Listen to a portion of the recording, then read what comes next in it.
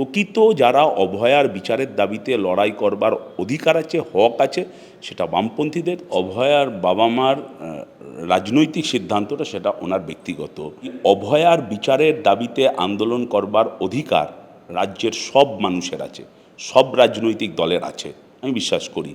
কিন্তু যারা অভয়ার এই খুনের সঙ্গে যুক্ত, তাদের নিশ্চয়ই অধিকার থাকার কথা নয় সেই রাজনৈতিক দলের।